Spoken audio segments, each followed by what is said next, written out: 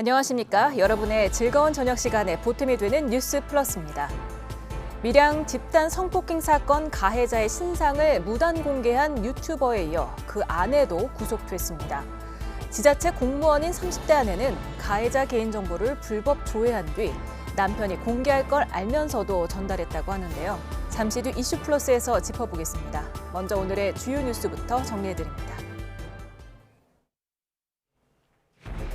김경수 전 경남지사가 드루킹 댓글 조작 사건 유죄 확정 3년 만에 복권됐습니다. 한동훈 국민의힘 대표는 더 언급하지 않겠다면서도 반대의 뜻을 굽히지 않았습니다. 카카오페이가 가입자 4천만 명의 신용정보를 동의 없이 중국 핀테크 기업 알리에 넘겼습니다. 불법은 없었다는 게 카카오페이 입장인데 금융당국은 제재를 검토하고 있습니다. 국토교통부가 전세 보증 한도를 낮춰달라는 주택도시 보증공사 요청을 뭉개면서 전세 사기 피해 규모를 키웠다는 감사원 감사 결과가 나왔습니다. 이렇게 불어난 보증사고 규모가 4조 원에 달하는 것으로 추정됐습니다. 역대급 폭염과 열대야가 계속되면서 전력 수요가 어제에 이어 또다시 최대치를 경신할 것으로 전망됐습니다. 최악의 폭염이었던 2018년 이후 온열 질환자가 가장 많이 발생하고 가축과 어류 폐사도 속출하고 있습니다. 인천 아파트 화재 차량인 벤츠가 전기차 배터리 제조사를 공개했습니다. 최상위 세단을 포함해 대부분 차종에 파라시스 등 중국산이 장착됐는데 내일부터 무상 점검에 들어갑니다. 중소상공인과 합작법인을 만든 뒤에 상공인들을 시장에서 퇴출시킨 CJ 프레시웨어에 과징금 245억 원이 부과됐습니다. 공정위는 대기업이 상생을 가장해서 시장을 침탈했다고 판단했습니다.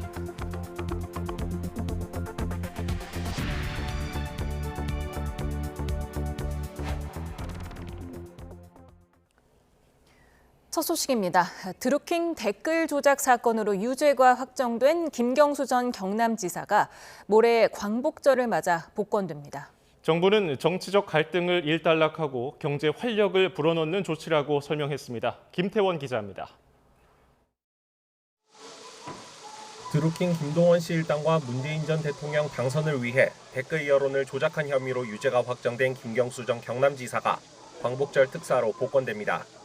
김 전 지사는 재작년 12월 신년 특별사면에서 5달 남은 형 집행만 면제받아 오는 2027년 12월까진 선거에는 나갈 수 없는 상태였습니다. 하지만 복권으로 피선거권 제한도 사라지며 2년 뒤 치러질 지방선거와 이듬해 대선 출마엔 문제가 없게 됐습니다.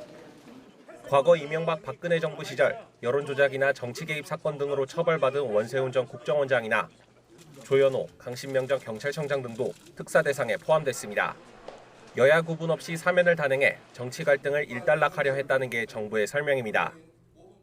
그동안 논란을 불러일으켰던 여론 왜곡 관련자들에 대해 여야 구분 없이 사면을 실시함으로써 그로 인한 정치적 갈등 상황을 일단락하고 이 밖에 문학의 블랙리스트 사건으로 1년 2개월 형기를 마친 조윤선 전 청와대 정무수석부터 형기환, 안종범 등 국정농단 사건으로 처벌받은 박근혜 정부 청와대 수석들까지 전직 고위공직자나 정치인 55명이 이번 특사 명단에 이름을 올렸습니다. 미공개 정보로 부당이득을 얻은 혐의로 징역 2년을 확정받은 이동채 전 에코프로그룹 대표 등 경제인 15명에 대한 사면, 복권도 단행됐습니다. 소상공인이나 청년, 서민생계형 형사범 등까지 포함하면 광복절 특사 대상자는 모두 1,219명입니다. 이와 별도로 41만 7천여 명이 이전에 받은 행정제재 처분을 감면받게 되고 모범수 1,135명도 가석방됩니다. 정부는 어려운 서민 경제에 활력을 불어넣고 국민 통합과 화합을 위한 기회를 마련하는 것에 중점을 뒀다고 설명했습니다. YTN 김태원입니다. 김경수 전 경남도지사의 복권이 확정되자 여권에서는 대체로 사명권을 행사한 대통령의 뜻을 존중한다는 반응을 내놨습니다. 다만 한동훈 대표는 공감하기 어려운 분들이 많을 듯하다면서 복권 반대의 뜻을 감추려 하지는 않았습니다. 강민경 기자가 정리했습니다. 친윤계로 분류되는 추경호 원내대표는 김경수 전 경남도지사 복권을 결정한 대통령의 뜻을 존중하고 수용한다는 입장을 냈습니다. 김 전 지사가 연루된 드루킹 사건은 중대한 범죄지만 대통령이 고심 끝에 김 전 지사 복권을 결정했으니 받아들여야 한다는 겁니다. 정치화, 국민 통합 차원에서 김경수 지사의 아마 복권을 결정하시지 않나 이렇게 생각하고 저는 그런 측면에서 대통령의 통치 행위로 저는 존중돼야 되고. 윤상현 의원도 과거 사면 복권 사례를 거론한 뒤 이분법적 사고가 아닌 역지사지의 자세로 더는 당내 갈등으로 비화해선 안 된다고 촉구했습니다. 대통령실에 여러 경로로 반대 의사를 전해온 거로 알려진 한동훈 대표는 더는 언급하지 않겠다며 말을 아꼈습니다. 이미 결정된 것이니 제가 더 이상 언급하지는 않겠습니다. 대통령의 고유 권한을 좀 존중하신다 이런 의미로 해석해도 괜찮을까요? 제가 이미 드린 대로 해석하시면 될 것 같은데요. 그러면서도 못내 아쉬움을 드러내려는 듯 뼈 있는 말을 남겼습니다. 알려진 바와 같이 공감하기 어렵다라고 생각하시는 분들이 많을 것 같습니다. 대통령의 고유 권한인 사명권 행사를 존중하지만 다수 당원과 지지층 그리고 자신의 생각은 대통령실과 다르다는 뜻을 굽히진 않은 겁니다. 친한계에서는 국민 눈높이를 계속 강조하고 있는데 한 대표가 앞으로도 대통령실과의 차별화를 꾀할 가능성이 적지 않다는 해석이 나오는 이유입니다. 그 당원들의 목소리를 반영하지 않는 정치가 있을 수 있겠습니까? 국민의 뜻에, 국민의 눈높이에 맞춰서 가는 게 옳다 이렇게 생각을 합니다. 복권 결정 이후에는 한 대표가 자신 뜻을 밝힐 명분도 실리도 없는 만큼 김 전 지사를 둘러싼 여권 내 갈등은 일단 수그러들 것으로 보입니다. 다만 대통령실과 여당 대표 간 의견 불일치가 거듭 수면 위로 드러날 경우 당정 갈등은 언제든 다시 불이 붙을 가능성이 적지 않은 상황입니다. YTN 강민경입니다.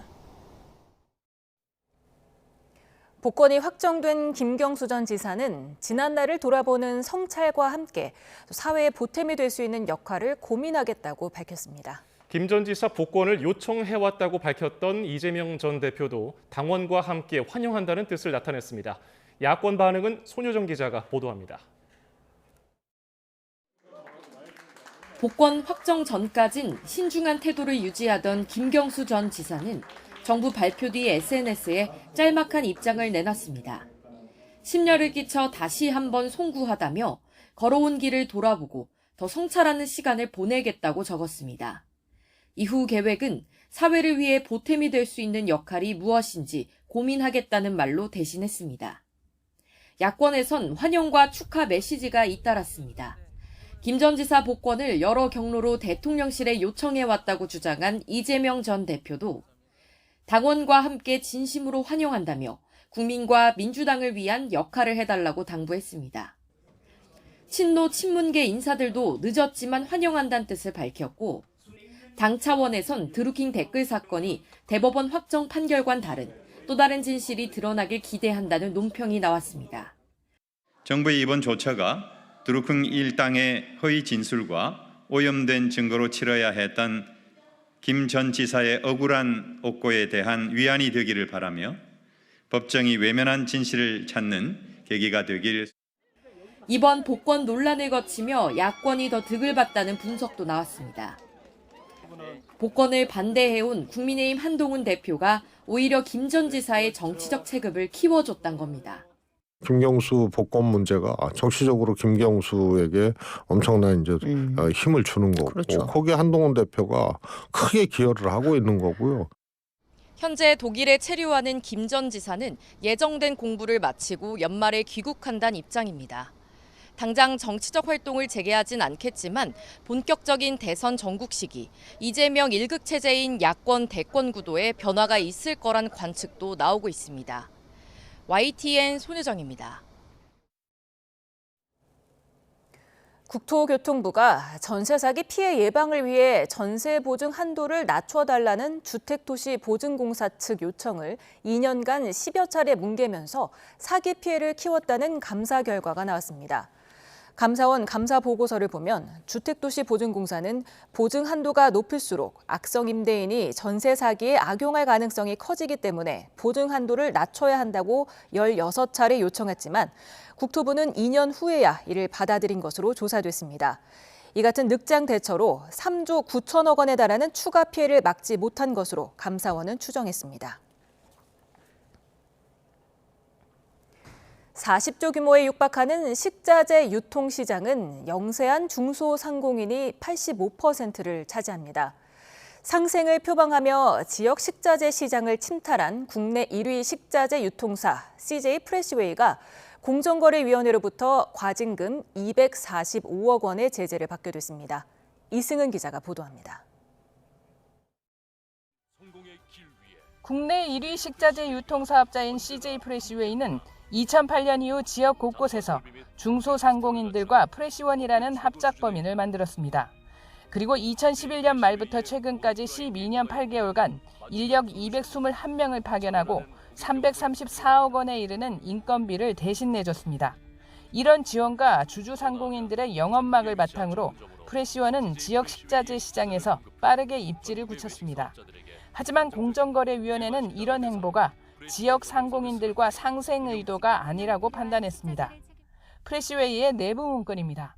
경영 상태가 좋은 수도권 법인을 위헌 법인으로 지칭하며 지역 주주를 정리 대상으로 명시했습니다. 결국 프레시웨이는 프레시원 지분 모두를 확보하며 지역 상공인들을 퇴출시켰습니다. 지주사인 CJ인력도 전략 수립 과정에 참여했습니다. 공정위는 프레시원 설립은 결국 대기업의 골목 상권 진출에 따른 마찰을 피하기 위한 것이었고 그 과정에서 부당 인력 지원 행위가 활용됐다고 판단했습니다. 그러면서 프레시웨이와 프레시원에 시정명령과 함께 과징금 245억 원을 부과하기로 했습니다. 대기업이 영세한 중소상공인이 다수 존재하는 시장에 상생을 가장하여 진입한 뒤 영세한 중소상공인들 배제하고 이익을 침탈하기 위한 수단으로 활용된 인력 지원 행위를 적발 및 제재하였다는 데 의의가 있습니다. 이에 대해 프레시원은 지역 사업자와 유통시장 선진화를 위해 합의 계약을 통해 만든 공동사업이라며 이 같은 점이 충분히 소명되지 않아 유감이라고 밝혔습니다. 그러면서 소송을 포함해서 주어진 절차에 따라 다시 한번 판단을 구할 것이라고 밝혔습니다. YTN 이승은입니다.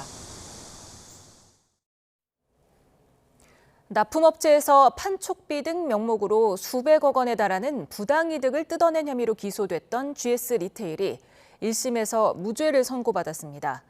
납품업체들이 자발적으로 돈을 낸 건 아니지만 합리적 의심이 없어질 정도로 혐의가 증명된 건 아니라고 본 건데요. 김철희 기자가 보도합니다. 지난 2022년 공정거래위원회는 업계 1, 2위를 다투는 GS 리테일에 과징금 243억 원을 부과했습니다. 2016년부터 5년여 동안 간편식 납품업체 9곳으로부터 성과 장려금과 판촉비 등 명목으로 수백억 원을 뜯어냈다는 거였습니다. GS 리테일이 스스로 판매할 자기 제품에 제조만을 위탁한 수급 사업자로부터 성과 장려금을 수취할 이유가 없다고 할 것입니다. 이어진 수사에서 검찰은 GS 리테일이 받아낸 돈이 356억 원에 달하는 거로 보고 법인과 전직 임원을 재판에 넘겼습니다. 하지만 1심 법원은 1년 가까운 심리 끝에 이들의 혐의를 단정할 수 없다며 무죄를 선고했습니다. 먼저 재판부는 GS 리테일에 거의 완전히 의존해온 납품업체가 문제가 된 판촉비 등을 자발적으로 낸 건 아닐 거라고 봤습니다. 다만 판촉비가 실제로 간편식 판매 촉진에 쓰였고 납품업체가 부담한 비용 이상을 GS 리테일도 부담한 점 등을 고려하면 검찰의 공소 사실이 충분히 증명됐다고 보기는 어렵다고 밝혔습니다. 또 문제가 된 판촉비 등을 지급한 구체적 경위가 드러나지 않은 이상 무작정 GS 리테일이 이를 강요하거나 강제했다고 판단할 수는 없다고 덧붙였습니다. 이에 대해 GS 리테일 측은 법원의 판결을 존중한다는 입장을 내놨습니다. 법원이 증명 부족을 꼬집긴 했지만 혐의가 의심되는 부분도 있다고 밝힌 만큼 법정 다툼은 이어질 전망입니다. YTN 김철입니다. 카카오페이가 가입자 4천만 명의 신용정보를 동의 없이 알리페이에 넘겨 논란이 일고 있습니다. 금융당국은 신용정보법 위반으로 보고 제재를 검토하고 있는데요. 카카오페이는 위법 사실이 없다고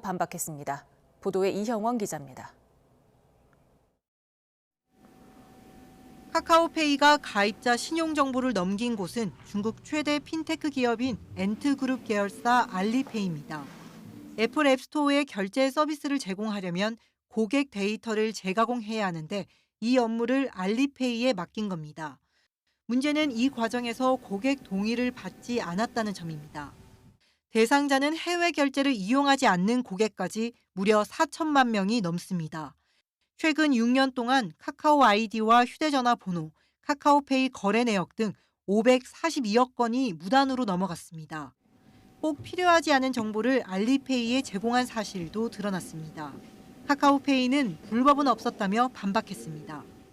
결제를 위해 꼭 필요한 정보가 이전된 것으로 업무 위탁 방식을 따른 만큼 사용자 동의가 없어도 된다는 해명입니다. 특히 개인정보를 철저히 암호화해 사용자를 특정할 수 없도록 했다고 주장했습니다. 이에 대해 금융감독원은 위탁 계약을 맺은 사실이 확인되지 않았고 암호화도 제대로 되지 않아 개인 식별이 가능해 고객 동의가 필요했다고 지적했습니다. 신용정보법 위반입니다. 익명정보가 돼야지만 동의가 불필요한 거고요. 암호화를 했다고 하더라도 그럴 경우는 가명정보인데 그러니까 동의를 받아야 되는 건 맞고요. 이렇게 금감원이 신용정보법을 위반했다며 제재를 검토하고 나서자 카카오페이 주가는 5% 넘게 급락했습니다. YTN 이영훈입니다. 오늘도 전국적으로 폭염이 이어지는 가운데 서울은 36.4도까지 오르며 올여름 최고 기온을 기록했습니다. 낮과 밤을 가리지 않는 더위에 서울은 23일째 열대야가 나타나며 최장 기록에 가까워지고 있습니다. 또 일본 해상에서는 7호 태풍 안필이 추가로 발생했는데 7호 역시 5호와 6호와 마찬가지로 일본 동쪽을 향할 전망입니다. 취재 기자 연결합니다. 김민경 기자. 네, 김민경입니다. 예, 오늘도 무척 더운데요. 서울은 올해 들어서 가장 더웠다고요? 네, 오늘 서울의 낮 기온은 36.4도로 올여름 들어 가장 더웠고 5년 만에 8월 최고 기온을 기록했습니다. 그 밖에 경기 양평 옥천면은 38.8도로 전국에서 가장 더웠고 강원도 정선도 37도까지 올랐습니다. 반면 속초 30.4도, 강릉은 32.4도 등 동쪽 지역은 30도 안팎에 머물고 있는데요. 최근 북태평양 고기압의 중심이 동쪽으로 이동하면서 동풍이 강화됐는데 공기가 태백산맥을 넘어 고온 건조해지면서 서쪽 지역을 중심으로 폭염이 더 강해진 겁니다. 최근 낮밤을 가리지 않는 더위에 지난 밤 사이 서울은 최저 기온이 28.1도를 기록하면서 23일째 열대야가 나타났습니다. 서울뿐만 아니라 전국 19곳에서 열대야가 발생했는데 특히 제주도는 지난 7월 15일 이후 29일째 한 달가량 열대야가 이어지고 있습니다. 길어지는 열대야에 서울은 연속 일수 기록이 또 한 번 경신될 걸로 보이는데요. 이번 주 계속 열대야가 이어진다면 내일은 1994년 24일의 2위 기록을, 금요일에는 2018년 26일 1위 기록을 갈아치우게 됩니다. 예, 일본 남쪽 해상에서는 7호 태풍이 연이어서 발생했다고 하는데 벌써 3개째입니다. 우리나라에는 영향이 없습니까? 네, 직접적인 비바람 피해는 없을 걸로 보입니다. 지난 5호 태풍 마리아와 6호 태풍 손띠에 이어 세 번째 연이어 발생한 태풍인데요. 7호 태풍 안필은 오늘 새벽 3시쯤 일본 오키나와 남동쪽 해상에서 발생했고 앞선 두 태풍처럼 도쿄 동쪽 해상을 향해 북상할 전망입니다. 광복절 이후 강한 태풍으로 발달한 채 도쿄 인근 해상까지 북상할 걸로 보입니다. 앞선 5호 태풍 마리아는 오늘 새벽 열대저압으로 약화했고 현재 일본 센다이 남동쪽 해상에 있는 6호 태풍 손찐도 점차 북서진해 내일 새벽쯤 센다이 북동쪽 해상에서 소멸할 걸로 보입니다. 일본 해상에서 연달아 발생하고 있는 세 태풍 모두 우리나라에 직접적인 영향은 없겠습니다. 하지만 태풍이 한반도 주변 기압계에 영향을 주면서 긴 폭염의 변수가 될 가능성이 큰데요.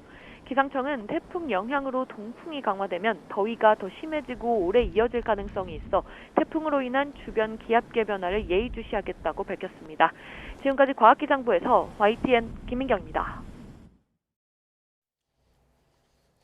연일 이어지는 폭염에 바다 수온까지 오르면서 양식장에서도 물고기 수십만 마리가 떼죽음을 당하고 있습니다. 올 들어서 열사병 등 온열 질환자도 역대 두 번째로 많은 2,300명에 육박하면서 사망자가 잇따르고 있습니다. 김기수 기자입니다. 양식장 물 위에 물고기가 배를 보인 채 둥둥 떠 있습니다. 작업자들이 죽은 물고기를 건져 고무통에 담습니다. 반나절에 건져낸 양만 22통, 2만 마리에 이릅니다. 수온이 30도에 육박하면서 최고 27도까지 견딜 수 있는 우럭이 집단 폐사한 겁니다.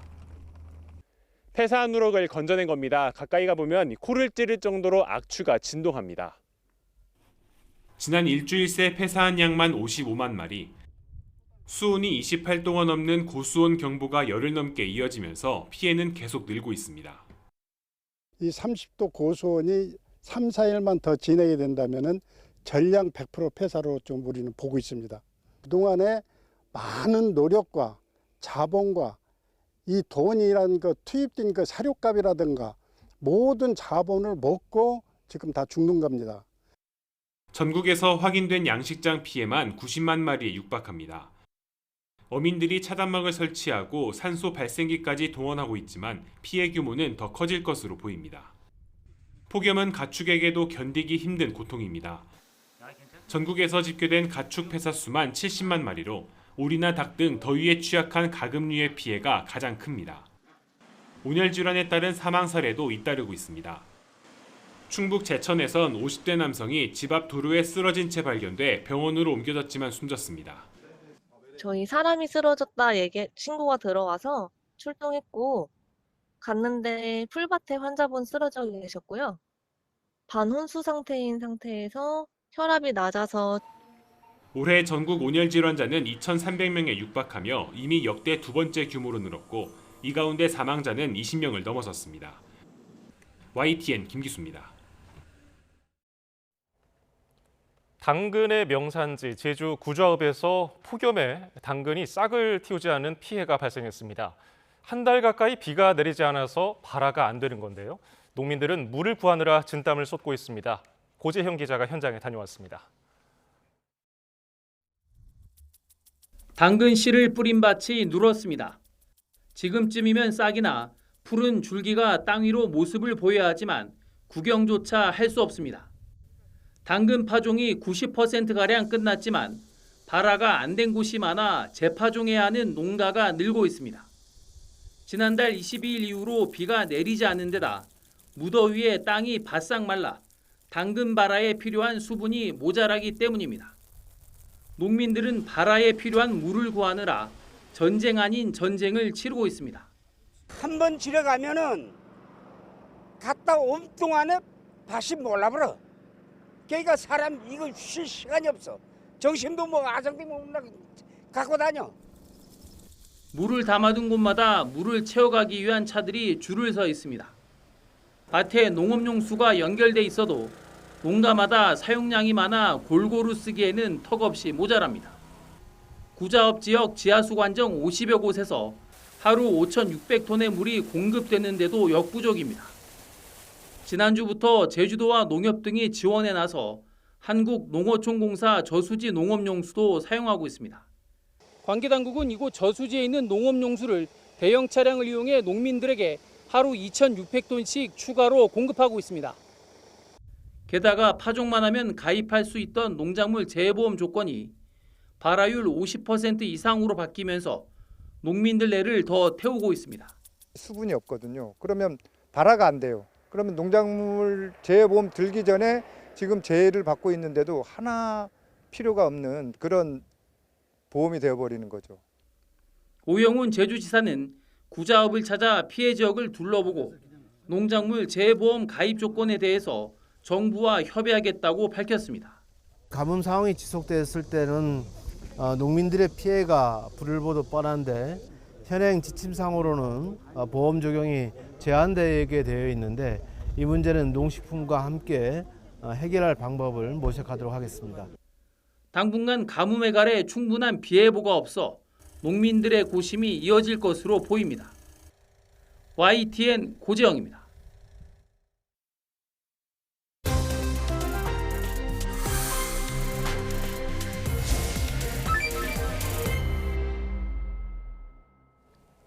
최근 임신 36주 차에 임신 중절 수술을 받았다는 유튜브 영상이 게시되며 논란이 일었는데요. 경찰 조사 결과 영상이 조작이 아닌 사실로 밝혀졌습니다. 경찰은 영상을 올린 20대 여성과 수술을 한 병원의 원장을 살인 혐의로 입건했습니다. 법적인 쟁점을 오선희 변호사와 짚어봅니다. 어서 오십시오. 네, 안녕하세요. 네, 사실 오선희입니다. 이 영상만큼은 좀 가짜이길 바랐었는데 경찰이 일단 조작이 없다, 사실이다 이렇게 본 근거가 있을까요? 일단 영상을 확인한 결과 이것이 이제 편집이나 허위 영상은 아닌 것으로 확인되고 그 영상 속에 나온 정보를 토대로 병원을 특정하고 병원에 압수수색을 했는데 실제로 그 일시경에 수술한 내용이 확인이 돼서 영상에 나온 수술이 진짜로 있었다까지 확인이 되었다고 합니다. 예. 영상을 올린 20대 여성 유튜버 그리고 앞서 말씀드린 대로 병원장이 입건이 됐는데 살인 혐의입니다. 왜 그렇습니까? 일단 기존에 그 뱃속에 있는 태아를 죽이는 낙태의 경우는 낙태죄가 헌법재판소에 의해서 헌법 불합치로 지금은 이제 남아있지 않고요. 예. 다만 태아가 아니라 사람으로서 태어나려고 하는 그 순간, 저희가 보통은 분만설이라고 하는데 분만이 개시된 시점부터는 아기가 살아서 사람으로 지금 막 태어나는 그 순간이거든요. 그때부터는 사람으로 보기 때문에 대법원 판례가 그러면 사람이 태아가 아니라 사람으로 된 순간이니까 사람을 죽인 거는 살인죄여서 살인죄로 수사가 개시된 겁니다. 그러니까 분만이 시작됐다는 거는 아직 뱃속에 있지만 진통이 시작됐을 경우도 이게 사람으로 본다는 말씀이시군요. 그러니까 태아가 사람으로 태어나기 위해서 진통이 시작되고 이제 분만이 개시가 된 거죠. 그래서 그때부터는 태아가 아니라 사람으로 보는 거죠. 근데 만약에 진통이 없었다고 하면 36주 된 태아는 뱃속에 있을 경우에는 사람이 아닌 거잖아요, 법적으로는. 네. 그렇게 되면 뱃속에 있을 때는 죽인 다음에 그다음에 꺼내는 거는 살인이 아니지만 살아서 나왔을 경우에 이제 죽인 경우만 살인으로 보는 거군요. 그렇습니다. 그래서 뱃속에서 뭐 36주든 몇 주든 뱃속에서 죽은 아이를 꺼내는 행위, 이거는 지금 전혀 처벌하지 않고 처벌할 규정은 없고요. 살아있는 태아가 사람으로 태어나는 그 순간 또는 살아서 태어난 아기를 죽이는 경우에는 이제 명백하게 개념상 사람인 상태이기 때문에 더 이상 태아가 아닌 상태이기 때문에 살인죄로 정리가 되는 거죠. 그걸 밝혀내기 위해서는 CCTV를 좀 봐야 더 명확해질 텐데 지금 병원 내부에 수술실 내부에 CCTV가 설치되지 않았다면서요? 네, 그렇다고 합니다. CCTV에 관련해서는 지금 그 환자를 수술 등을 하기 위해서 마취를 할 때는 CCTV 설치하도록 이제 관련 규정들이 되어 있어요. 근데 다만 이게 되게 낮은 벌금으로 되어 있기 때문에 설치 안 한다고 해서 이걸로 처벌할 근거는 별로 없고요. 그러니까 있지만 벌금 내고 많은 거니까 이렇게 되어 있고요. 다만 이제 기존의 다른 판례들을 보면 이제 마취과 의사나 간호사 등이 주변에 있었기 때문에 아이가 어떤 상태에서 수술이 시작됐냐. 그리고 보통 이제 이런 경우에 유죄가 인정된 사건들은요, 마취를 시작하고 아기를 꺼내는 과정에서 아이가 호흡을 했다거나 우는 소리가 났다거나 이런 상태에서 아기를 꺼내서 살인하는 과정이 있었다는 게 입증된 사건들은 다 유죄가 났고 뱃속에서 전혀 그런 상황이 아니고 사산된 거 확인하고 그래서 그게 진료기록지 등에서 확인돼서 꺼내는 경우는 이제 당연히 개념상으로는 무죄가 되는 거죠. 그러면 지금 경찰이 들여다볼 증거 자료 아니면 증언 어떤 것들을 좀 보겠습니까? 그 수술할 그 당시에 아기가 실제로 잘 살아 있었냐, 이거 이게 지금 수술 등을 통해서 또는 분만 유도를 통해서 아기를 꺼냈을 것인데 꺼내는 그 당시에 아기가 실제로 살아 있었냐 아니냐에 제일 중점으로 볼 것인데 실제로 판례들도 거기 다 집중되어 있고요. 증거가 있을까요? CCTV는 없으니까요. 일단은 진료 기록지가 있을 거고 마취 당시에 아기와 산모의 이제 건강 상태를 체크를 했을 거여서 그 마취 당시에 아기와 산모의 건강 상태를 기록한 내용들 그리고 아까 말씀드린 대로 이제 원장 혼자 있었던 건 아니고 간호사나 마취 의사 등이 있었을 것이어서 그 상황 등까지 주변에 있었던 인물들에 대한 참고인 조사 등을 통해서 확인이 돼야 될 것으로 생각합니다. 네, 뭐 진료 기록지는 얼마든지 조작이 가능한 거잖아요. 그렇죠. 진료기록지 조작도 사실은 의료법 위반이고요. 그래서 진료기록지가 사후에 조작됐는지, 만약에 진료기록지 내용이 지금 압수수색을 했기 때문에 압수수색의 내용에 진료기록지도 포함되어 있을 것이거든요. 근데 진료기록지가 지금 이제 전산으로 하니까 그게 사후에 추가로 수정됐는지 여부까지도 포함돼서 확인돼야 될 것 같습니다. 네. 앞서 말씀하신 대로 지금 낙태죄는 처벌 규정이 없는 상황인데 네. 살인죄가 적용된다면은 처벌 수위는 한 어느 정도로 예상이 될까요? 이제 다만 이게 처벌 수위가 지금 낙태죄가 없고 개념적으로 낙태죄가 없고 낙태죄를 없앤 게 헌법재판소에서 여성이 자신의 신체에 대한 결정권을 갖는다는 취지고, 이게 낙태죄와 살인죄의 경계가 되게 애매한 사건이기도 해서 예. 실제로 다른 사건들을 좀 보면 살인죄가 징역 5년 이상으로 되어 있지만 저 5년보다가 법원에서 장량 감경이라고 해서 법정형보다 더 낮게 감경할 수도 있거든요. 그래서 3년 정도 나온 사건들이 있어서 5년을 기준으로 저 정도 낮은 형량이 나올 가능성은 좀 있습니다. 네, 뭐 혐의 입증이 사실 쉬워 보이지는 않은 상황이긴 합니다만, 일단은 대한의사협회가 해당 의사를 엄중히 징계하겠다고 예고를 했습니다. 사실상 모든 의사의 업이 사실 사람을 살리는 거잖아요. 이렇게 이 의사가 어떻게 이렇게 생명을 죽이게 되는 선택을 했는지 참 의문인데 어떻게 보셨습니까? 지금 이게 낙태죄가 헌법 불합치를 하고 나서 상당한 시간이 흘렀어요. 이게 의사에게도 그렇고 이제 인부에게도 그렇고 되게 불행한 상황인 거죠. 사실은 누군가가 뭐 저라도 임신을 하고 나서 임신 초기에 아이를 낳기 어렵다 내지는 선택하기 어렵다 하면 되게 상담을 좀 잘 받고 결정하는데 정보를 주고, 그리고 안전하게 낙태 임신 중단을 하든 아이를 낳든 안전하게 할 수 있도록 산부인과 의사들이 안전하게, 산부인과 의사도 자기가 처벌받을지 두려워하는 게 아니라 안전하게 할 수 있도록 법과 제도들이 좀 정비가 돼 있어야 하는데 그게 네. 없으니까 서로 다 문제인 상황에 놓인 거죠. 지금 보안 입법이 필요해 보이는데 공백을 메울 만한 어느 내용이 들어가 있겠습니까? 일단은 근데 지금의 상태가 이렇게 장기화된 상태가 그 누구도 지금 합의가 안 되고 있기 때문이거든요. 예. 그러니까 몇 주까지 허용을 할 것인가, 몇 주차 정도까지, 뭐 16주, 22주, 24주 아니면 아예 제한이 없을 것인가, 내지는 그러면 제한을 둔다고 하면 그 이후에 낙태한 경우에 뭐 의사나 임산부를 처벌할 것인가, 이런 쟁점들이 전혀 정리가 되고 있지 않아요. 그래서 저는 그러면 헌법재판소가 결정한 생각을 해보면 몇 주의 임신 중단을 결정하든 당사자를 처벌해서는 안 된다는 원칙은 있어야 할 것 같고, 사회적 합의를 통해서 좀 빠르게 관련 제도와 법이 좀 정비돼야 된다, 이런 생각은 좀 듭니다. 네, 한국보건사연구원이 지난 2022년 발표한 실태조사를 따르면 2020년에 15세에서 44세 여성의 이 낙태 추정 건수가 32,063건으로 나왔습니다. 굉장히 많은 수치잖아요.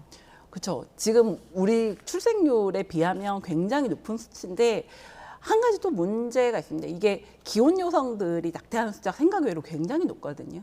그러면 기혼 여성들임에도 불구하고 낙태를 한다는 거는 아이를 낳아서 안전하게 기를 환경이 부족하다는 거여서, 사실은 이게 아이를 낳고 나서 아이를 안전하게 잘 기르겠다라는 사회적 환경이 좀 선행돼야 낙태하지 않고 아이를 낳도록 유도하는 것도 가능한데, 지금은 낙태를 하는 것도 아이를 낳는 것도 여성들에게 다 힘든 사정이 있으니까 이런 제도를 정비를 해서 낙태를 하는 것도 안전하고 아이를 낳는 것도 안전하게 양쪽 다 이게 다 해야 오히려 아이를 더 잘 낳을 수 있게 되는 거죠.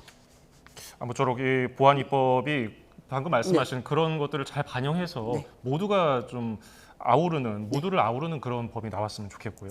다음 주제 살펴보겠습니다. 온라인 커뮤니티 게시판 가운데 하나인 우울증 갤러리라는 곳에서 여기서 알게 된 20대 남성으로부터 성폭행을 당했다는 10대 여학생의 고소장이 접수됐는데요. 네. 어떤 내용이었습니까? 우울증 갤러리에서 이제 나의 상태 등을 얘기를 하던 10대 여학생이 갤러리를 통해서 20대 성인 남성을 만났는데, 여기서 약을 먹고 피해자인 10대 피해자가 약을 먹고 정신이 없는 상태에서 20대 갤러리에서 만난 20대 남성으로부터 성폭행을 당했다라는 내용이고요. 가해자인 20대 남성은 합의했다라고 주장하고 있고, 10대 피해자는 내가 약을 먹고 정신이 없는 상황에서 피해를 당했다. 이렇게 얘기를 하고 있습니다. 이게 주장이 엇갈리는데 조사 어떤 방식으로 진행하면 될까요? 많은 성폭력 사건들이 조사 과정에서 많이 엇갈리는데요. 이 피해자가 지금 약을 먹고 정신이 없었다 하기 때문에 실제로 피해자가 약을 가지고 있었는지 이 무렵에 약을 먹었던 사실들이 객관적으로 확인이 되는지 등이 나오고 가해자가 합의를 했다고 주장을 한다면 합의하는 게 무뜬금하게 이렇게 합의하는 것은 아니어서 합의했던 상황이 실제로 객관적 사실에 비추어서 합의했다는 그 주장이 합리적이고 믿을 만한 객관적 정황이 맞는지 이런 것까지 확인을 하고 수사가 진행될 겁니다. 예, 경찰이 지금 강간과 미성년자 의제 강간 중에 어떤 죄목을 적용할지 지금 고민 중이라고 하는데 이 차이가 뭡니까? 차이는 형량 차이가 있습니다. 만약에 동의가 없는 경우라면 아동 청소년 성보호에 관한 법률이 적용이 되고요. 이 경우에는 최소 형량이 징역 7년 이상으로 형량이 높습니다. 다만 동의를 한 경우에는 피해자가 13세 이상이거나 또는 16세 미만의 미성년자에 대해서 20세 이상의 성인이 피해를 준 경우에는 동의를 하더라도 성인끼리는 동의를 하면 범죄가 아니지만 미성년자와 성인 사이에는 동의가 있더라도 강간이라고 하면 강간이나 강제추행처럼 의제하는 규정이 형법에 있습니다. 그래서 그대로 처벌을 하는데 다만 이 경우에는 아동 청소년의 성보호에 관한 법률이 적용되지 않고 형법이 적용되기 때문에 강간의 경우는 징역 3년 이상으로 해서 형량 차이가 좀 있습니다. 근데 지금 작년에도 이런 비슷한 일이 벌어졌단 말이에요. 같은 곳에서 또 벌어졌는데 왜 이런 일이 반복되는 겁니까? 이제 이게 왜 그런지를 생각하려면 우울증 갤러리라는 곳이 어떤 곳인지를 좀 볼 필요가 있는데요. 우울증 갤러리는 이제 우울증을 앓고 있는 그리고 사회적으로 좀 이렇게 심약하거나 약한 정서적으로 취약한 분들이 찾는 그래서 서로 취약한 사람들이 마음을 나누는 곳이다 보니까 정서적으로 힘들고 외로운 사람들이 특히 청소년의 경우는 주변에서 의지할 곳이 없거나 보호가 제대로 되지 않는 경우에 많이 이곳에 찾게 되거든요. 그러면 내가 정서적으로 취약하고 주변에 나를 보호해주는 사람이 없고 도와주거나 대화할 사람이 없는데 저기서 만난 사람들이 접근해서 되게 도와주는 것 같고 얘기를 많이 들어주는 것 같고 하다 보면 정서적으로 의존하게 되고 그거를 미끼 삼아서 이렇게 꼬드기는 이런 과정이 되게 쉽게 있을 수 있고 더구나 여기는 이제 우울증 약을 먹는 경우에 잠을 자게 되거나 약의 영향을 받는 경우도 워낙에 있어서 이런 것들을 이제 나쁜 마음을 먹는 성인들이 본인도 우울증이 있거나 약을 먹는 것처럼 가장을 하고 이 취약한 대상의 피해자들을 찾아서 마치 사냥을 하듯이 이렇게 하면 피해가 있을 개연성이 좀 높습니다. 사실 이 사이트 폐쇄라든지 이런 것들을 경찰이 건의를 했는데 받아들여지지 않고요. 만약에 이게 사이트가 폐쇄된다고 하더라도 사실 이 갤러리라는 것이 암흑의 갤러리 수많은 것 중에 하나이기 때문에 다른 곳으로 또 풍선 효과가 나타날 수도 있고요. 너무너무 그렇습니다. 근본적으로 이런 일을 막을 방도가 없겠습니까? 이게 지금 너무 문제가 되니까 사실은 아까 말씀드렸던 아동 청소년의 성보호에 관한 법률에 성적 목적 대화, 그러니까 성적 목적을 가지고 아동 청소년에게 성인이 대화를 걷고 유인하는 행위를 처벌하는 규정은 있습니다. 근데 이게 이제 피해자 입장에서 생각을 해보면 상대방이 성적 목적을 가지고 성인이 나를 유혹하고 어떻게 나를 꼬드기고 나한테 잘못된 접근을 하는구나를 피해자가 신고를 해야 사실 처벌을 받는 건데 피해자가 이렇게 정서적으로나 사회적으로 보호를 받지 못하고 있는 경우에는 신고하기도 되게 어렵거든요. 그러다 보니까 이게 이런 식의 범죄들이 계속 암약을 하는 거죠. 네, 그렇게 되면 어떻게 잠복 수사를 해야 되나요? 그렇죠. 그래서 아동 청소년 성보호에 관한 법률에 다른 범죄에 대해서 마약이나 조직 폭력 범죄에도 없는 잠복 수사 규정이 들어간 이유가 이런 그 청소년들, 아동들을 보호하기 위해서 잠복 수사 규정이 만들어서 지금 규정이 있긴 합니다. 알겠습니다. 다음 주제 좀 살펴볼까요? 지난 2004년 밀양 여중생 집단 성폭행 사건과 관련해서 가해자 신상을 공개했던 전투토끼라는 유튜버가 이 경찰에 구속됐었고요. 이번에는 이 유튜버 전투토끼라는 사람의 아내가 경찰에 구속됐습니다. 왜 그랬나요?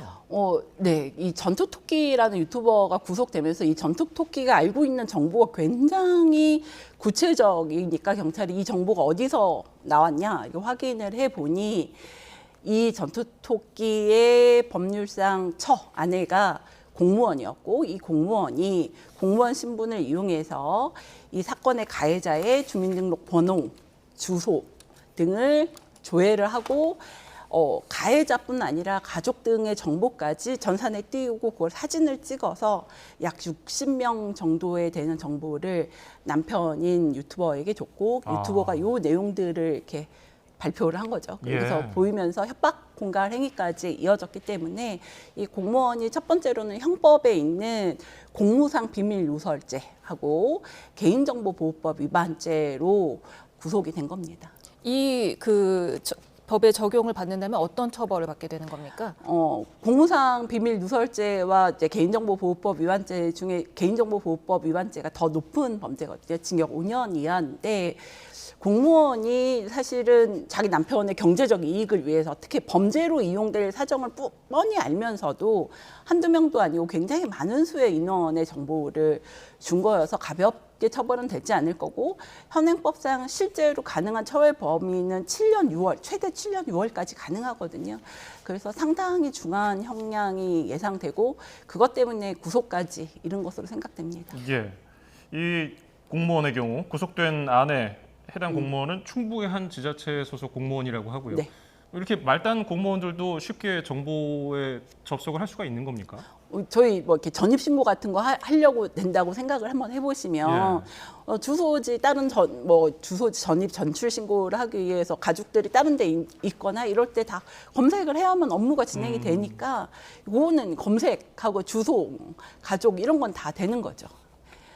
뭐 뿐만 아니라 만약에 경찰이라고 하면 어떤 특정인의 전국에 있는 그 누구라도 뭐 정과나 뭐 이런 거 당연히 다 확인할 수 있고 뭐 수사기관들은 정과에 관련한 전 국민의 조회 가능하고 뭐 그 공무원들은 일반 공무원들은 주소, 가족관계 이런 거 다 검색이 가능한 거죠. 예. 그러니까 주소 그 사람의 주민번호와 네. 주소와 가족 신상까지 전부 다 마음만 먹으면 다 조회가 가능한 가능하죠. 거잖아요. 지금 지자체 공무원이 수십만 명이고 전체적인 공무원까지 합하면 100만 명이 넘는 상황에서 이거를 뭐 사전에 이렇게 조회를 제한할 수 있는 방법은 없는 겁니까? 그러니까 조회가 자체가 제한되면 사실 업무상 문제가 생길 거여서 조회 자체가 제한될 수는 없고 다만 조회 절차를 만들 필요는 있다고 생각합니다. 이를테면 제가 전입신고를 할 때 전입신고 신청서에 조회 번호 같은 걸 기입하게 한다거나 이래서 조회할 때 민원인의 신청이 있는 경우에 한해서 조회한다 이렇게 그러니까 조회하기 위한 조건 설정 이런 것들이 좀 필요하다고 생각은 됩니다. 네, 개인정보보호법을 위반해 가면서까지 이렇게 가해자 개인정보를 좀 세세하게 공개하는 이유가 뭐라고 보시는지요? 이게 우리가 흔히 말하는 사적 제재라고 하는 건데 그러니까 뭐 근본적으로는 나쁜 놈들에 대한 사회적 처벌이 제대로 되어 있지 않다라는 게 표면적인 이유이긴 한데요. 사실은 이렇게 공개하면서 조회수가 올라가고 그것이 바로 돈으로 연결되는 구조 때문에 유튜버들이 너나 할 거 없이 요거를 어떻게든 공개하고자 하는 이 분위기가 여기에 지금 더해져서 이런 범죄로까지 이어졌다고 생각이 됩니다. 예, 최근 화제가 된 사건들 오선희 변호사와 짚어봤습니다. 고맙습니다. 네, 감사합니다.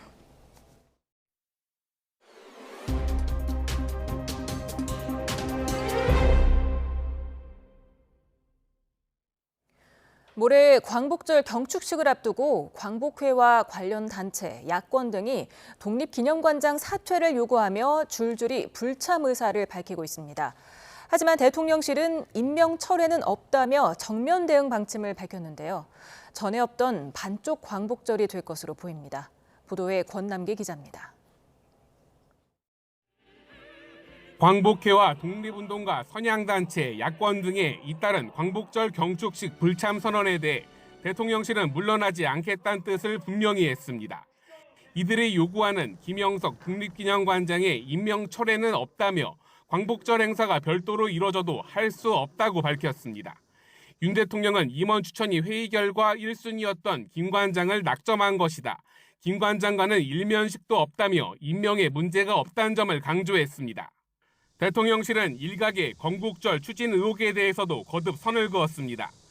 윤 대통령은 건국절을 추진한 바가 없고 앞으로도 그럴 계획이 없다는 점을 정진석 비서실장이 이종찬 광복회장과 통화에 전했다는 겁니다. 독립기념관장 임명 절차도 문제가 없고 건국절 추진 의혹도 오해일 뿐이라는 주장인데 자신이 추천한 사람이 탈락한 것에 대한 이 광복회장의 몽리에 불과하다며 철회 요구는 말이 안 된다는 비판도 나왔습니다.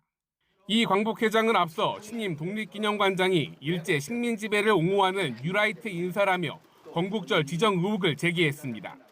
탈법적인 수단까지 써가면서 관장으로 임명하는 것은 제가 모든 다른 의도가 있는 것 같아요. 그래서 제가 혹시 이것이 건국절로 가자는 의도 아니냐. 사상 초유의 반쪽 광복절이 치러질 가능성이 커지는 가운데 윤 대통령은 먹고 살기 힘든 국민에게 건국절 논쟁이 무슨 의미가 있겠냐며 답답함을 토로한 것으로 전해졌습니다. YTN 권남기입니다.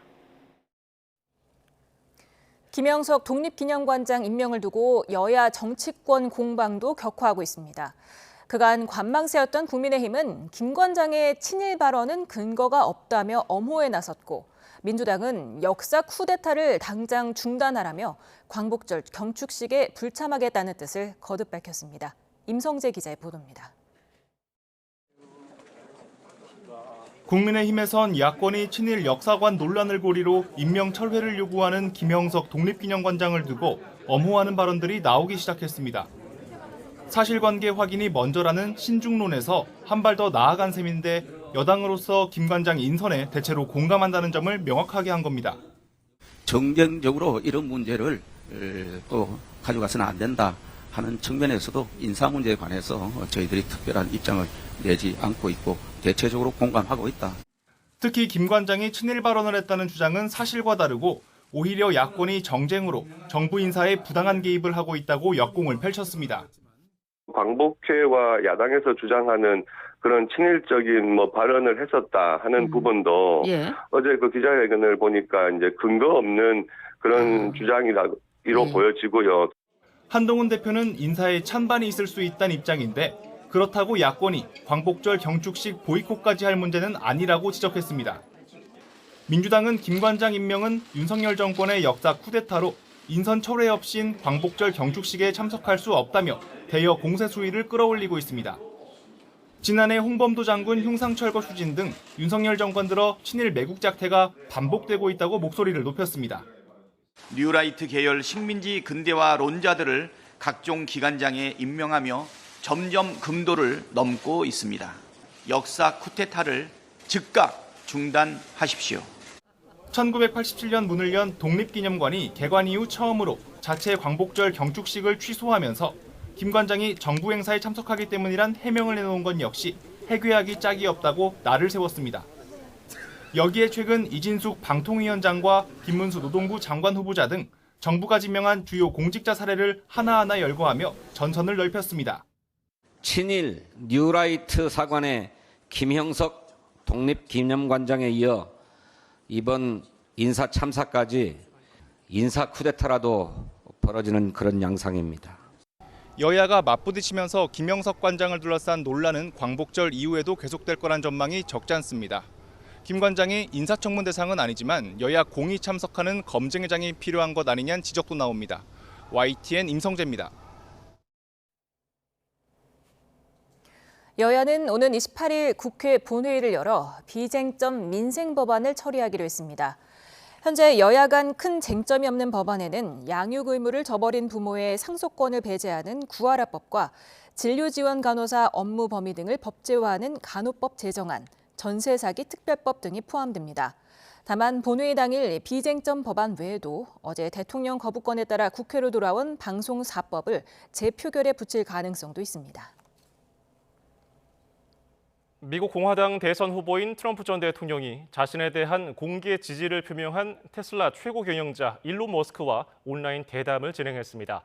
X를 통해서 중계된 이번 대담에서 트럼프 전 대통령은 핵 온난화를 인류 최대 위협으로 꼽았습니다. 이광현 기자입니다.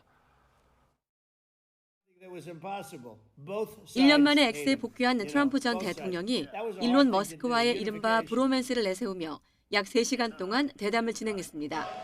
카멀라 해리스 부통령의 지지율이 상승하는 상황에서 마련된 공간인 만큼 경쟁자를 향한 공격성 발언은 이번에도 빠지지 않았습니다. Kamala sound like a moderate when in fact she is far left, like far left. Worse than Bernie Sanders. She is considered more liberal by far than Bernie Sanders. She's a radical left lunatic. 북중러 정상들에 대해서는 거칠고 사악하다면서도 친분을 과시했습니다. 특히 김정은 위원장과의 좋은 관계로 인해 재임 당시 북한발 위협이 없었다고 강조했고 머스크도 동조했습니다. 트럼프 전 대통령은 인류 최대 위협으로 지구 온난화 말고 다른 것을 꼽기도 했습니다. The biggest threat is not that. The biggest threat is nuclear warming. Because we have 5 countries now that have significant nuclear power, and we have to not allow anything to happen with stupid people like Biden.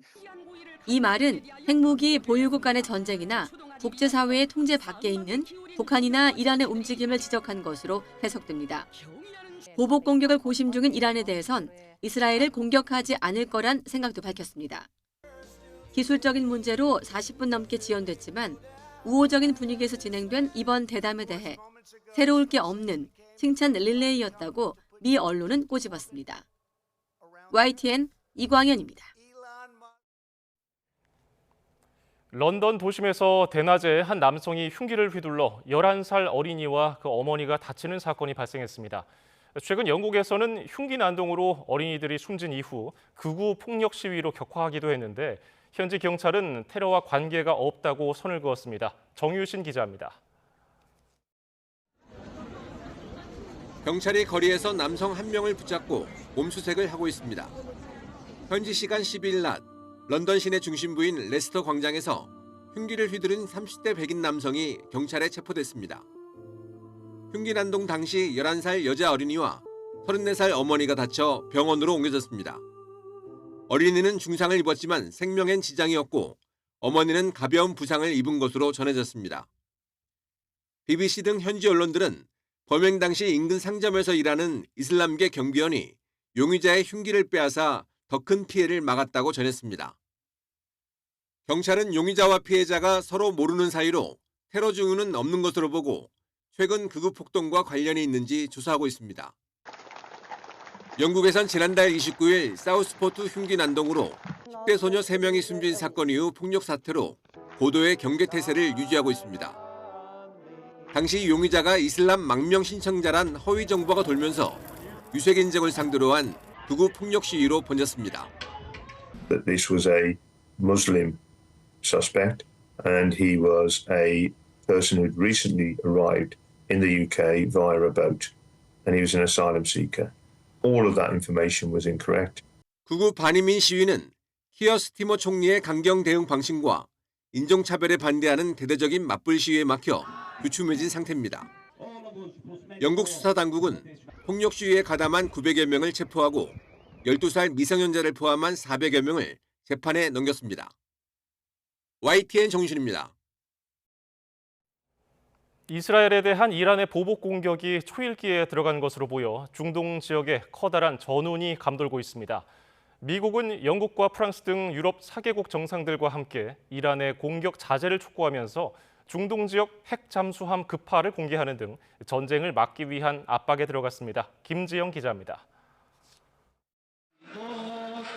수도 테헤란에서 하마스 정치 지도자 이스마일 하니예가 암살되자 보복을 공언해온 이란. 미국 폭스뉴스는 지역 소식통을 인용해 이란과 추종 세력들이 24시간 안에 이스라엘 공격에 나설 수 있다고 보도했습니다. 백악관 역시 이번 주 내 공격 가능성을 확인하고 우려를 나타냈습니다. We do share the assessment made by our Israeli counterparts that that something could happen as soon as this week by Iran and its proxies. 전운이 감돌면서 서방은 미국을 중심으로 긴박하게 움직이고 있습니다. 바이든 미국 대통령은 영국과 프랑스, 독일, 이탈리아 등 4개국 정상과 통화하고 이란의 이스라엘 공격 자제를 촉구했습니다. 미국은 또 하마스의 불참 통보에도 오는 15일로 예정된 휴전협상 재개를 기대한다는 입장을 재확인했습니다. 이와 함께 중동 지역의 핵 잠수함을 급파하고 항공모함 타격 전단을 추가 배치했습니다. 미군이 잠수함 배치 계획을 공개하는 건 이례적인 일로 이란을 겨냥해 경고의 메시지를 보낸 것으로 해석됩니다. 하지만 이란 대통령은 국제법상 침략에 대응할 권리가 있다며 보복 방침을 분명히 했고 이스라엘은 공격에 대비해 군 경계 태세를 최고로 끌어올렸습니다. חיזבאללה מתכנן לפעול, אנחנו לא מחכים מנגד. תוקפים כל הזמן ומסירים איומים ברגע שאנחנו מגלים אותם. אנחנו במוכנות שיא למשימה הזו. 이런 가운데 가자지구 학교 공습을 둘러싸고 거센 비판에 직면한 이스라엘은 무장대원 사망을 추가 확인했다고 다시 해명했습니다. 그러면서 민간인 사상자는 하마스의 전투 방식 탓에 피할 수 없다고 주장했습니다. 그러나 안토니오 구테우스 유엔 사무총장은 가자에서 인명살상이 이어지는 것을 규탄하며 휴전협상과 인질 석방을 요구했습니다. YTN 김지영입니다. 이번 여름 더위가 밤낮으로 기록을 경신하고 있습니다. 오늘 서울 낮 기온이 36.4도까지 오르면서 올 들어 가장 더웠는데요. 특히 8월을 기준으로 본다면 5년 만에 가장 높은 기온을 기록했습니다. 또 내일 아침에도 서울에는 열대야가 예상되는데요. 이렇게 되면 열대야 지속일수도 역대 2위로 올라서겠습니다. 기록적인 폭염에 건강 잃지 않도록 각별히 주의하셔야겠습니다. 치솟는 기온에 대기가 불안정해져 소나기 구름도 발달했습니다. 오늘과 내일은 중서부와 호남에 천둥과 번개를 동반한 소나기가 지나겠는데요. 특히 수도권과 강원 내륙에는 1시간에 30mm씩 쏟아지는 곳도 있어서 교통안전에 주의하셔야겠습니다. 말복인 내일도 낮에는 폭염이 기승을 부리겠습니다. 한낮 기온 서울과 대전 35도, 광주 34도, 부산과 대구 33도로 오늘만큼 덥겠습니다. 내일 아침부터 금요일 사이 제주도에는 오락가락 비가 이어지겠고요. 밤낮 없는 무더위는 다음 주에도 계속될 전망입니다. 날씨였습니다.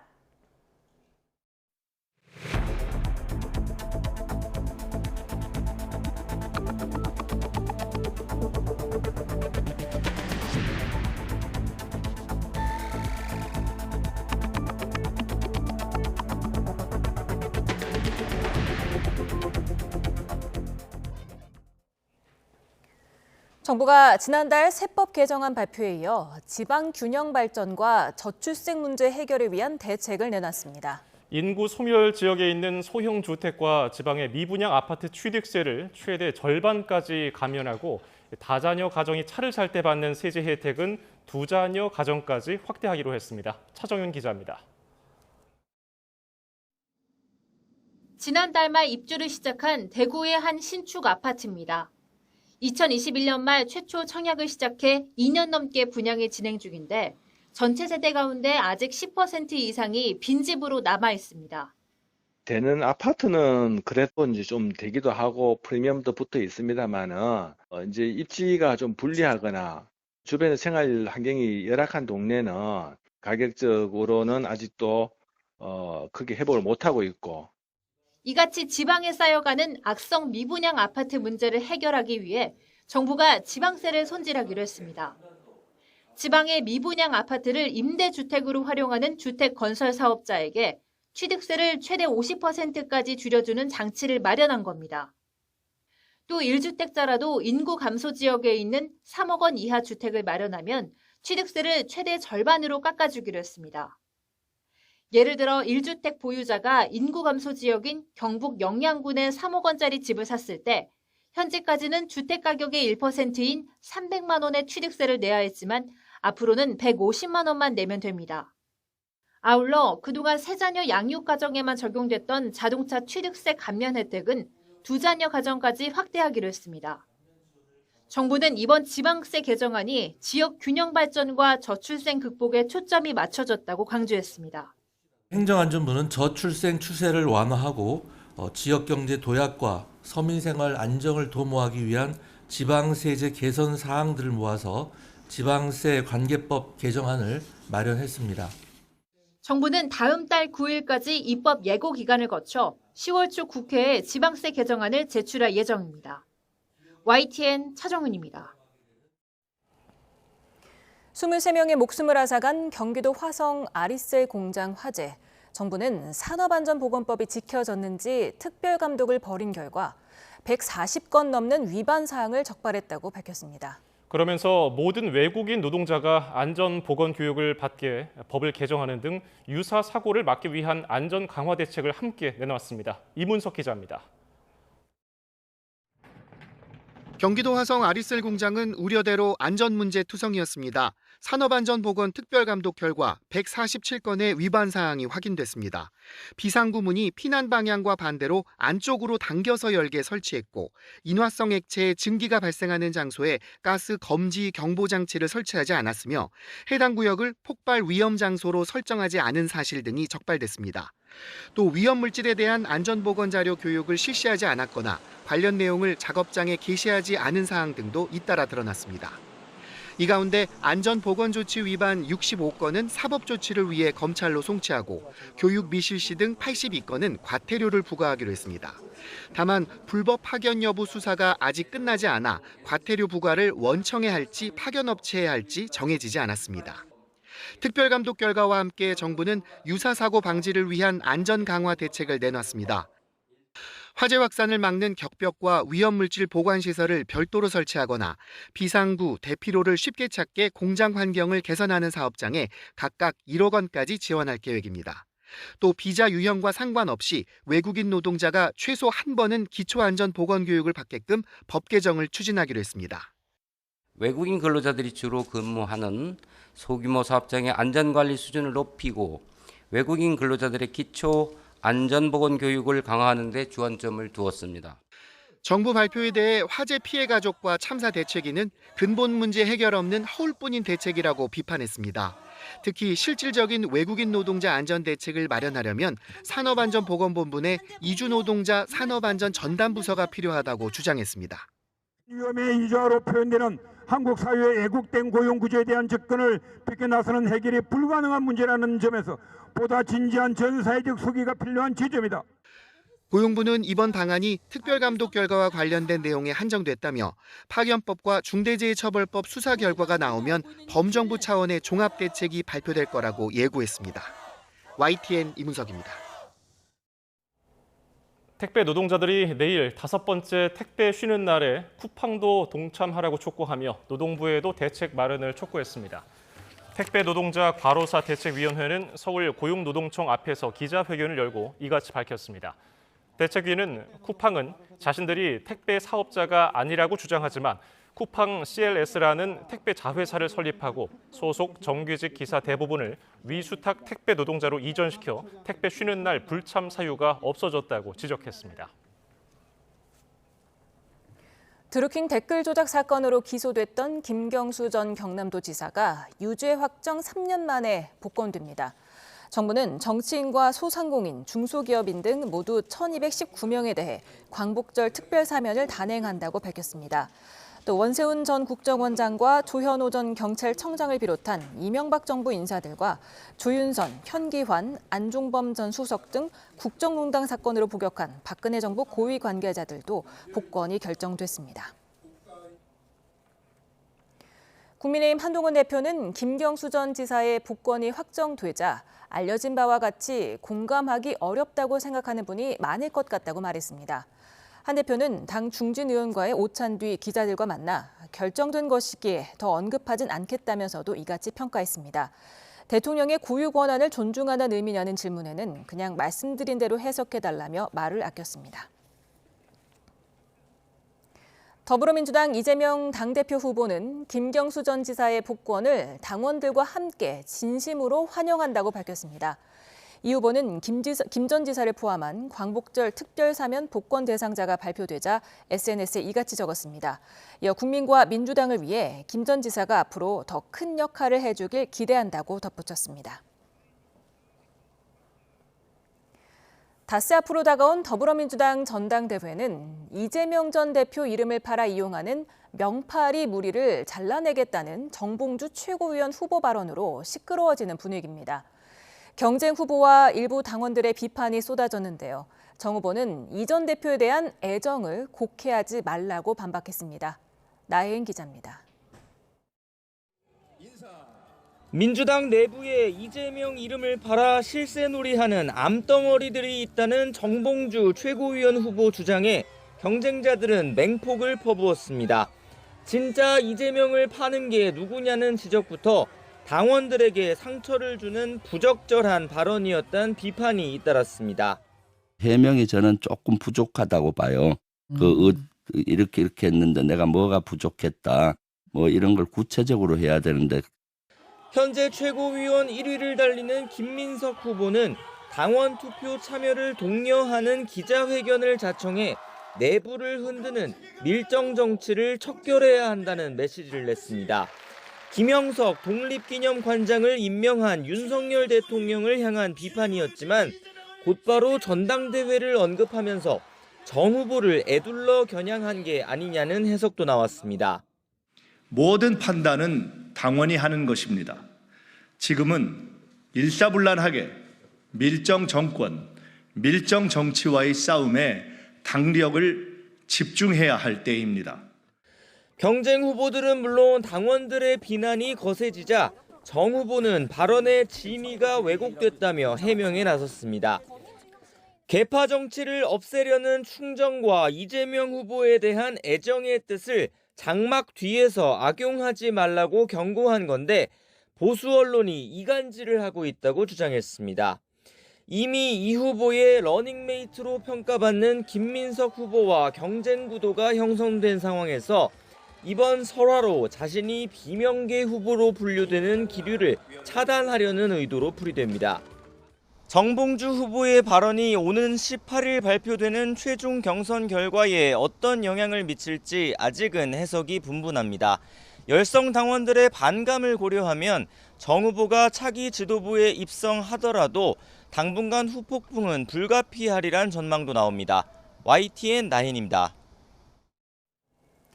이재명 전 더불어민주당 대표가 당대표 방송 토론회 녹화를 이유로 자신의 대장동, 백현동 재판에서 조퇴했습니다. 이 대표는 오늘 오후 MBC에서 진행하는 민주당 당대표 후보자 토론회 참석을 위해 불출석하는 거라고 밝혔습니다. 이에 검찰은 피고인은 재판 출석이 원칙이라며 정치 일정을 사유로 불출석하는 일이 반복돼서는 안 된다고 반발했습니다.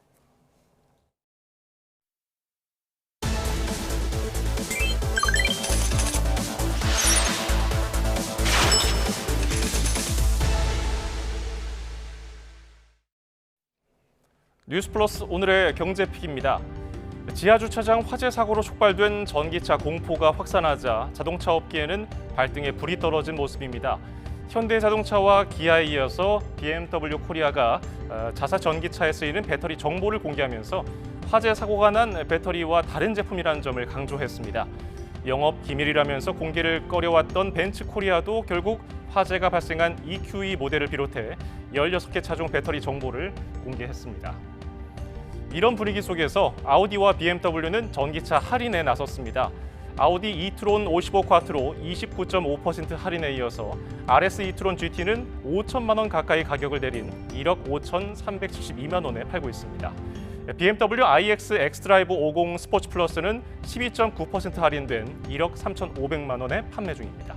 현대차는 전기차를 구매하는 고객에게 하와이 호텔 숙박권을 제공하기로 했습니다. 중고차 시장에도 전기차 매몰이 늘고 가격은 떨어지는 추세입니다. 중고차 거래 플랫폼 엔카에는 화재 사고 직후 8일 동안 접수된 벤츠 EQE 모델 매몰이 7월 한 달보다 2.6배가 늘었고요.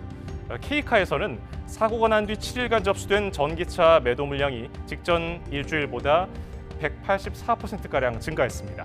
특히 그중에 10%가 사고가 났던 벤츠 EQE 모델이었습니다. 벤츠코리아는 앞서 피해 주민을 위해 써달라면서 45억 원을 내놓았지만 여전히 여론의 시선은 곱지 않습니다. 내일부터 전기차 무상 점검을 시행하기로 했는데요. 현대 기아차도 전기 무상 점검을 실시하고 있는데 정부는 무상 점검과 더불어 배터리 정보를 공개하도록 모든 제조사에 권고하기로 했습니다. 오동건 기자입니다.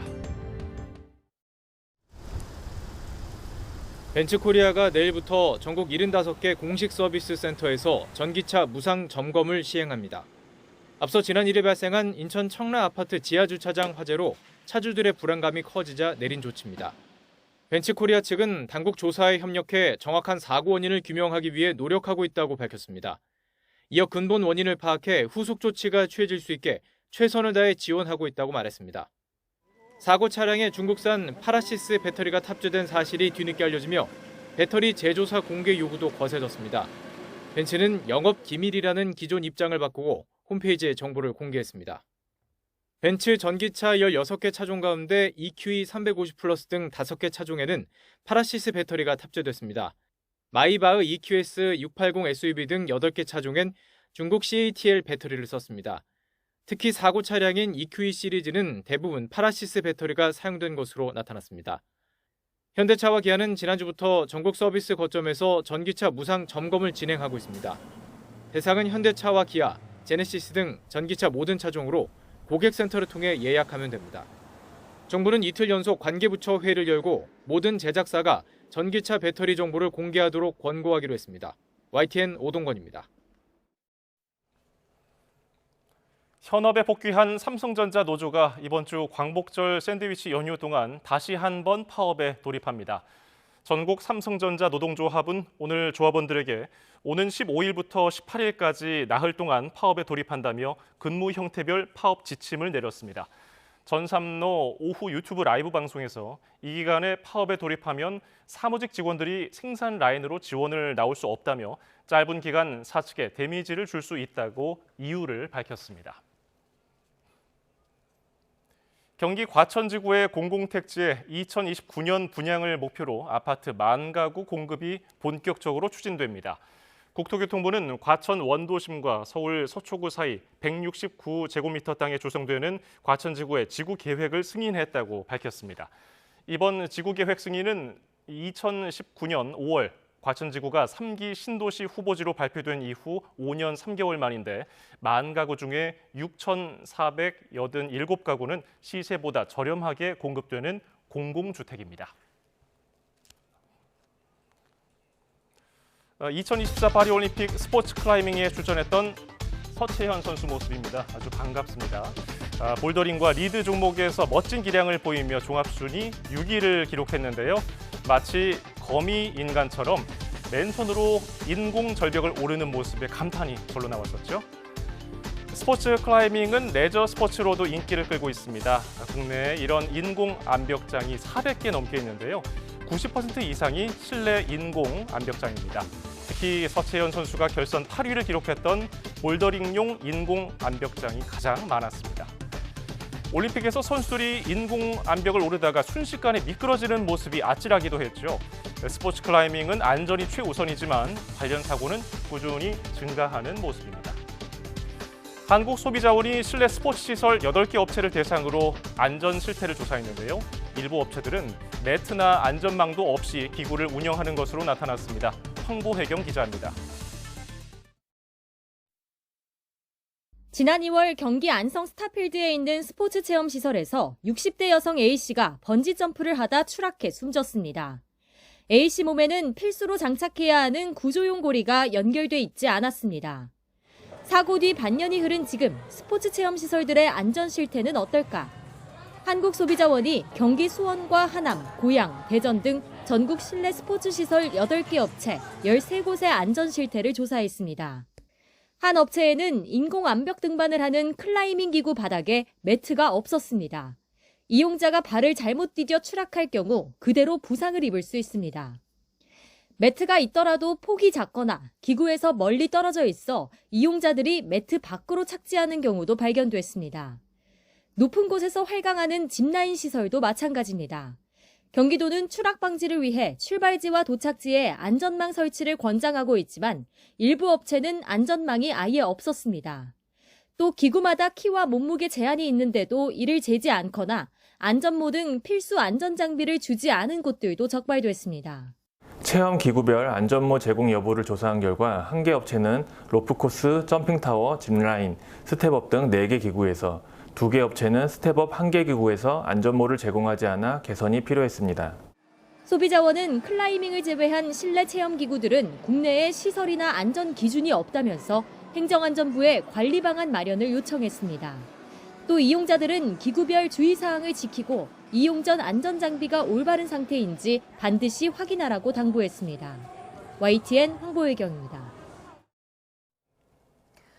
대전에서 건널목을 지나던 20대가 SUV에 치여 숨졌습니다.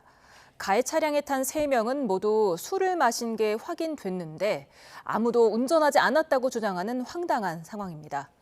대구에서는 30대가 만취 상태에서 운전하다 다른 차를 들이받고 도망쳤다가 붙잡혔습니다. 김근우 기자가 보도합니다. 새벽 2시가 조금 넘은 시각, 불빛이 번쩍하더니 승용차가 주차된 버스를 들이받습니다. 충격이 얼마나 컸던지 버스가 튕겨나가고 승용차는 뒤집혔습니다. 앞서 이 차는 건널목을 지나던 20대 남성을 치었고 피해자는 그 자리에서 숨졌습니다. 차에 타고 있던 사람은 모두 3명. 한국인 남성과 캄보디아 국적 남성이 다쳐 병원으로 옮겨졌고 역시 캄보디아 국적인 다른 한 명은 사고 직후 도망쳤다가 붙잡혔습니다. 측정 결과 3명 모두 술을 마신 상태. 2명은 면허 취소 수준입니다. 하지만 음주운전으로 사람을 숨지게 하고도 3명 모두 자신이 운전하지 않았다고 주장합니다. 경찰은 운전자를 피의자를 특정하기 위해서 현재 CCTV라든지 블랙박스, 그다음에 술 마신 장소라든지 이런 부분들의 수사력을 집중하고 있는 그런 상황입니다. 야심한 시각 사거리에서 차 한 대가 신호를 기다립니다. 옆 도로를 달리던 승용차가 쏜살같이 중앙선을 넘더니 그대로 들이받습니다. 사고를 낸 차는 곧바로 굉음을 내며 도망칩니다. 차 부딪히고 차 한 대 도망가고 지금 여기 뺑소니 차 한 대 지나갔거든요. 출동하겠습니다. 신고를 받고 출동한 경찰이 인근 도로를 모두 차단한 끝에 운전자 30대 A씨를 2분 만에 붙잡았습니다. 역주로 방향 중에 이제 그쪽 골목으로 들어올 수 있는 길이 있거든요. 이제 그 차가 엄청 빠르게 달려오는 게 보여서 제가 그걸 이제 충격을 각오하고 꼭 잡아야 되겠다라고 생각하면서 이제 도주를 차단하게 된 겁니다. 측정 결과 운전자의 혈중 알코올 농도는 0.131%, 만취 상태였습니다. YTN 김근우입니다. 경찰이 8.15 광복절을 맞아 폭주와 난폭 운전을 특별 단속할 예정입니다. 서울경찰청은 내일부터 이틀 동안 폭주족이 나타날 만한 주요 장소를 순찰하고 단속하겠다고 밝혔습니다. 경찰은 폭주족이 나타날 경우 예상 진행로에 순찰차를 미리 배치해 폭주 행위를 조기에 차단하겠다고 덧붙였습니다. 일본 도호쿠 지방을 관통한 5호 태풍은 기록적인 비를 뿌리며 큰 피해가 발생했습니다. 여기다 7호 태풍도 접근하고 있어서 비상이 걸렸습니다. 도쿄에서 김세호 특파원의 보도입니다. 강물이 가드레일을 넘어 도로까지 넘쳐 흐릅니다. 마을 도로도 물에 잠겨 차가 다닐 수 없습니다. 불어난 물살에 집이 잠기고 붕괴 위험까지 커지자 주민들은 대피를 서두릅니다. 自宅がその土砂災害の危険区域だったためね、早めに避難しようと思って来ました。はい。あんまりそんなひどいのが来ると思わないで簡単に考えてました。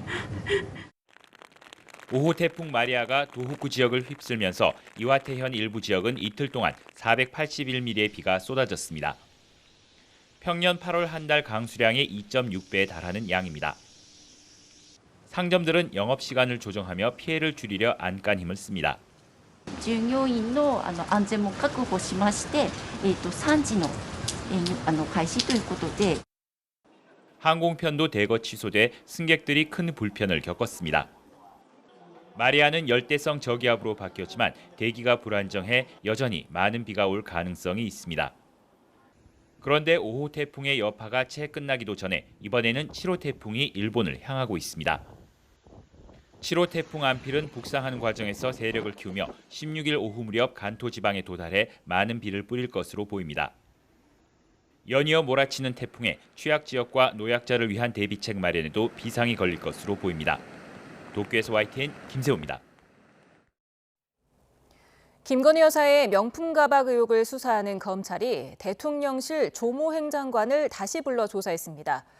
조 행정관이 검찰에 소환된 건 지난 6월 이후 2달 만입니다. 조 행정관은 윤 대통령 취임 초기부터 김 여사를 보좌한 측근으로 재작년 김 여사가 최재형 목사를 면담한 이후 최 목사에게 전화해 민원 상황에 관한 대화를 나눴습니다. 대규모 정산 지연 사태를 촉발한 티몬 위메프가 자율적인 해결책을 찾기 위해 채권자들과 한자리에 모였습니다. TMF 측은 사업을 정상화하고 소액 채권자들에게 우선 변제하겠다는 계획을 밝혔습니다.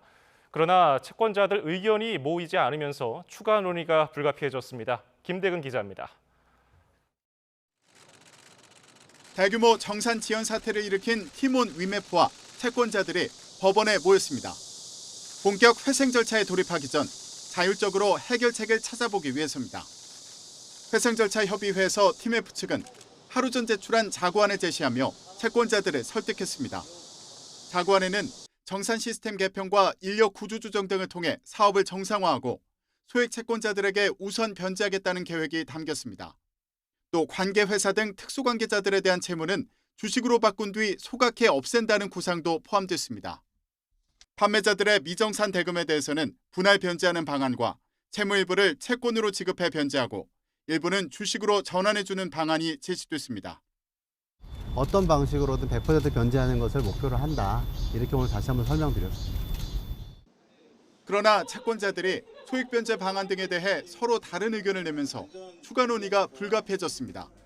생업에 큰 타격을 받은 판매업체 측은 인수합병 등 장기 구상보다는 최대한 현실적으로 이행할 수 있는 계획이 필요하다고 강조했습니다. 미래적인 시점에 말도 안 되는 그런 계획안보다는 지금 당장 우리가 몇 개월 안에 지금 진행할 수 있는 가능성 있는 현실적인 대안이 있는가. 피해 규모가 상당하고 채권자 유형도 다양해 의견을 모으기가 쉽지 않아 보이는 가운데 서울회생법원은 오는 30일 오후 3시 다시 한번 협의회를 열기로 했습니다. YTN 김대근입니다. 전세 사기 대응 주무부처인 국토교통부가 주택도시보증공사의 위험관리 요청을 여러 차례 뭉갠 탓에 피해가 더 커졌다는 감사 결과가 나왔습니다. 주택도시보증공사 허그 역시 악성 임대인에 대한 보증보험 가입 거부 조치를 제대로 하지 않은 것으로 드러났습니다. 김대겸 기자입니다. 지난 2022년 집값과 전세가급 등에 가려져 있던 대규모 전세 사기 실태가 이른바 빌라왕 사건 등으로 하나둘 터져나오기 시작했습니다. 감당이 안 될 정도로 불어나는 피해자 숫자에 안전핀 역할을 해줘야 할 전세보증보험도 사실상 제 역할을 하지 못했습니다. 저는 서울서부관리센터에 하루에 전화를 80통을 넣고 있습니다. 매일도 하루에 10통을 넘게 넣고 있는데요. 단 한 번도 연락이 된 적이 없습니다. 정부나 관계기관 입장에서 이런 사기가 아예 발붙이지 못하도록 처음부터 제도를 잘 만들어야 하는데 안타깝게도 아직은 여러 허점들이 있는 게 사실입니다. 전세보증사고가 눈덩이처럼 불어난 배경엔 주무부처의 늑장 대응도 한몫한 것으로 감사원 감사 결과 드러났습니다.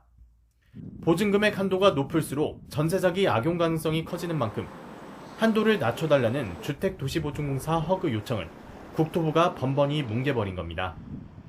이 같은 요청은 전세 보증사고 급증으로 대규모 전세 사기 전조 증상이 나타났던 지난 2020년 중순부터 모두 16차례에 걸쳐 이뤄졌지만 국토부는 2년 뒤에야 요청을 받아들였습니다. 감사원은 국토부의 뒷북 조치로 인해 막을 수 있었던 3조 9천억 원가량의 피해액이 더 늘어난 것으로 추정했습니다. 이번 감사 결과 국토부가 전세 보증사고 급증에 대한 리스크 관리를 소홀 한 점을 확인했고 감사 결과를 토대로 이처럼 허구의 재정 손실을 초래하는 일이 없도록 주의 요구를 하였습니다. 주택도시보증공사 허그 역시 문제가 크다고 지적했습니다. 전세 보증금을 제대로 돌려주지 않는 악성 임대인을 미리 조회해 가입을 막아야 하지만 이 같은 조치를 제대로 하지 않은 겁니다. 감사원 조사 결과 최근 3년 동안 악성 임대인 상위 10명은 무려 4,500여 건, 8,900억 원대 전세보증보험에 가입해 대규모 피해를 일으켰던 것으로 조사됐습니다. 그 결과 주택도시보증공사는 이들 악성 임대인 10명이 갚지 않은 7천억 원이 넘는 전세 사기 금액을 대신 갚아준 것으로 파악됐습니다. YTN 김대겸입니다.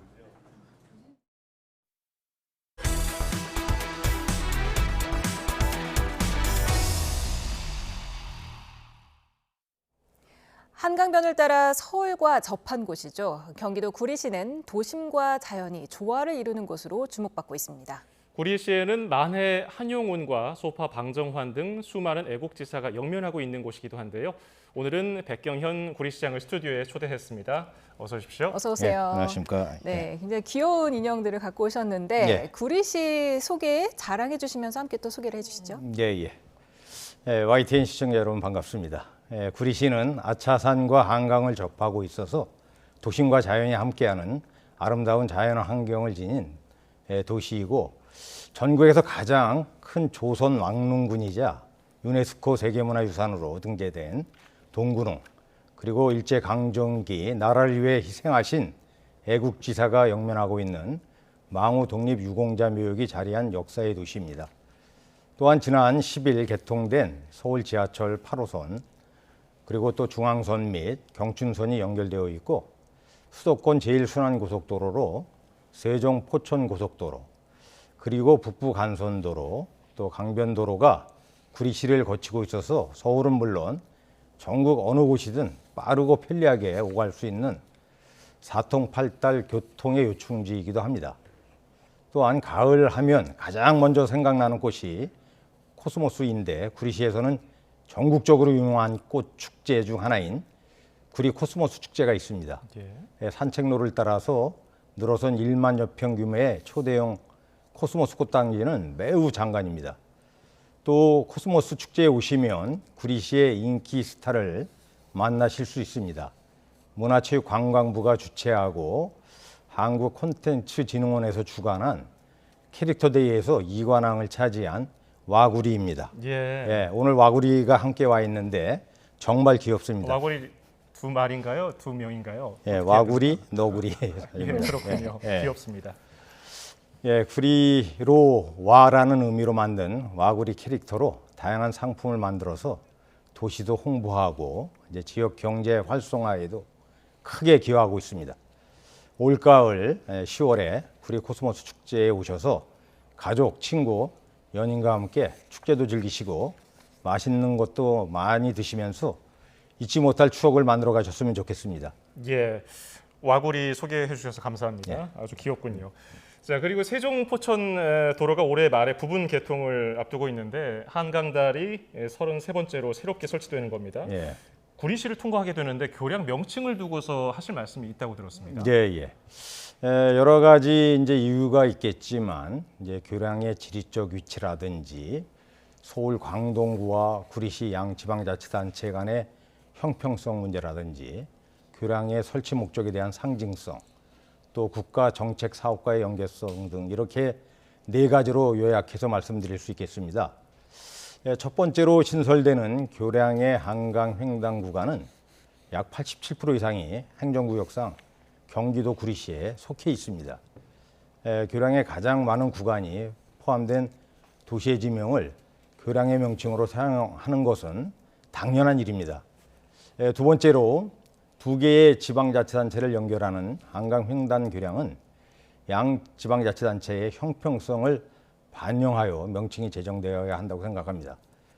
두 지자체의 형평성이 반영된 구체적인 사례로 고양시와 김포시 간의 일산대교와 김포대교, 또 고양시와 강서구 간의 신행주대교와 방화대교, 마곡대교, 그리고 하남시와 남양주시 간의 미사대교와 팔당대교, 그리고 광진구와 강동구 간의 광진교와 천호대교가 있습니다.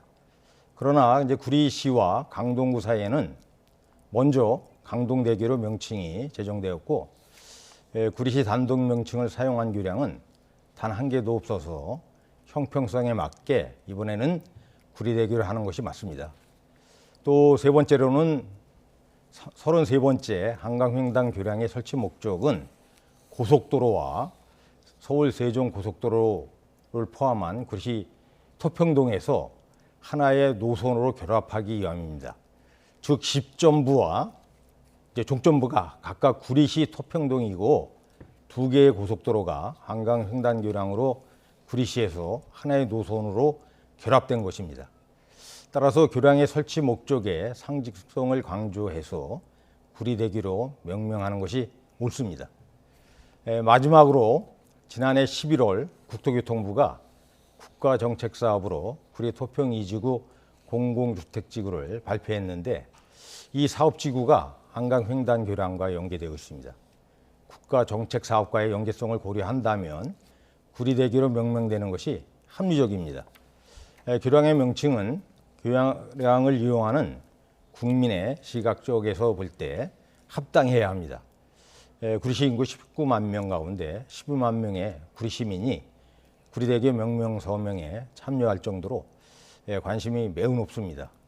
향후 구리대교가 명명될 수 있도록 구리 시민들과 함께 끝까지 노력하겠습니다. 네, 조금 전에 구리 토평 2지구를 말씀을 해주셨는데 이 지역의 개발 방향과 이에 대한 기본 구상은 어떻게 하고 계실까요? 예, 구리 토평이 공공주택지구 조성 사업은 구리시의 미래를 책임질 사업으로 구리시 토평동 일원 공공주택 일부를 이제 포함해서 약 한 100여만 평의 자족기능 도시와 수변 테마 도시를 조성하는 사업입니다.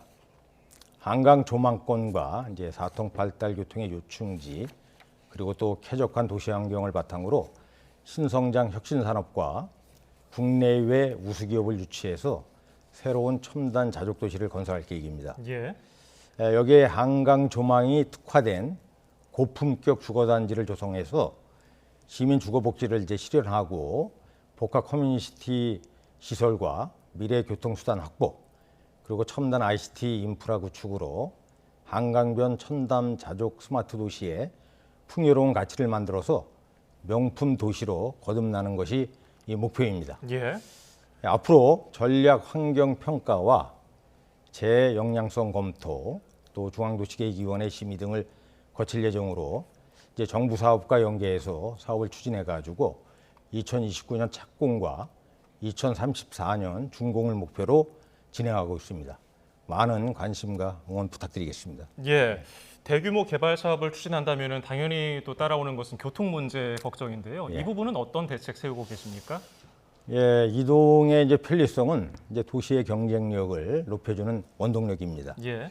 시민들이 가장 중요하게 생각하는 일 중 하나도 바로 이제 교통 문제입니다. 구리시는 이에 적극 공감하고 강변북로와 이제 왕숙천을 연결하는 지하간통도로를 건설하고 GTX B노선뿐만 아니라 이제 D노선, G노선 등 철도망 확충을 하고 또 첨단 순환 트램을 도입해서 광역교통을 개선하고 효율적인 이동 인프라를 구축하기 위한 광역교통 대책을 지금 추진 중입니다. 예.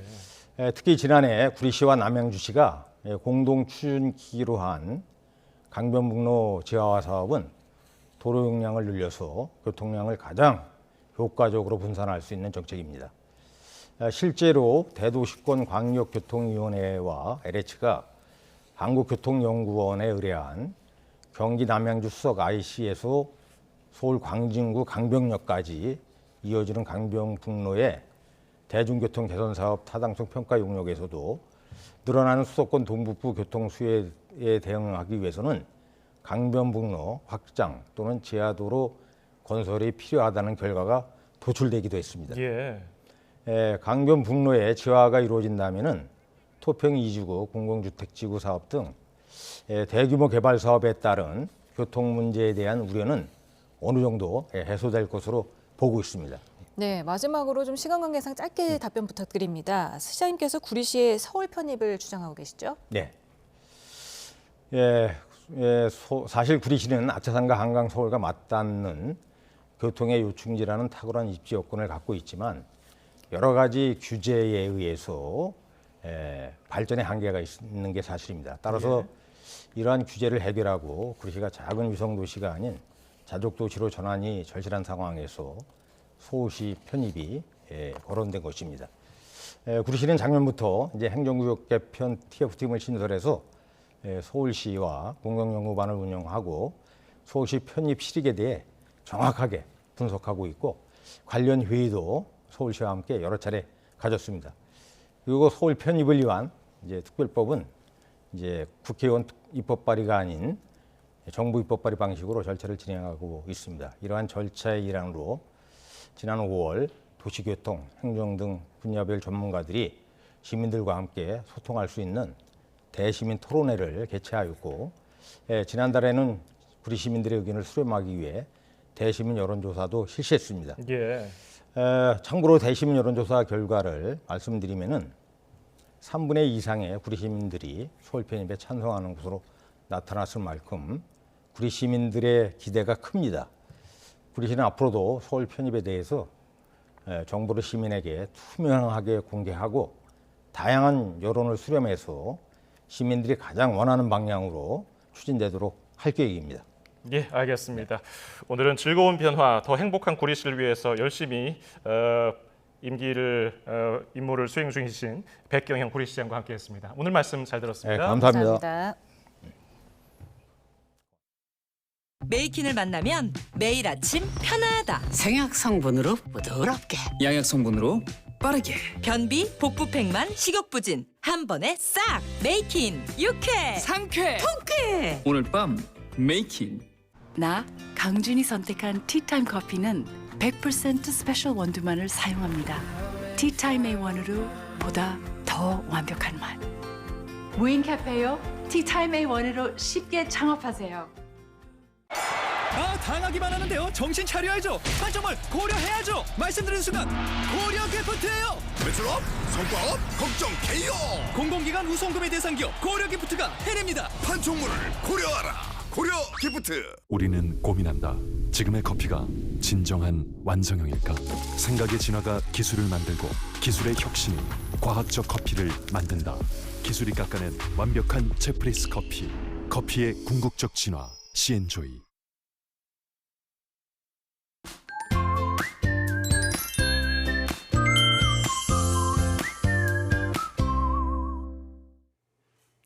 밤낮으로 더위가 쌓여가는 가운데 오늘 서울은 36.4도까지 오르면서 올 들어 가장 더웠습니다. 특히 8월을 기준으로 보면 5년 만에 최고 더위를 보인 건데요. 밤낮으로 기록적인 더위가 이어지고 있는 만큼 여름철 건강관리에 더욱 신경 쓰셔야겠습니다. 치솟는 기온에 대기 불안정이 심해지면서 소나기도 잦습니다. 오늘과 내일 중서부와 호남 지역에 천둥과 번개를 동반한 소나기가 지나겠는데요. 특히 수도권과 강원 내륙에서는 1시간에 30mm씩 쏟아지는 곳도 있어 주의하셔야겠습니다. 내일 전국에 가끔 구름만 지나는 가운데 제주도는 흐리고 아침부터 비가 시작되겠습니다. 또 동해안에서는 높은 물결이 갯바위나 방파제를 넘는 곳이 있어서 해안가 접근하실 때 조심하셔야겠습니다. 말복인 내일도 밤낮으로 무더운 날씨가 이어지겠습니다. 내일 서울 아침 기온은 27도로 24일째 열대야가 지속하면서 열대야 지속일수 역대 2위 기록을 갈아치울 것으로 예상됩니다. 한낮 기온은 서울과 대전 35도, 광주 34도, 부산은 33도로 오늘과 비슷하겠습니다. 제주도는 모레까지 최고 80mm의 비가 예고된 가운데 금요일까지 오락가락 비가 이어지겠고요. 밤낮 없는 무더위는 다음 주에도 계속될 전망입니다. 날씨였습니다. 뉴스플러스를 마칩니다. 시청해주신 여러분 고맙습니다.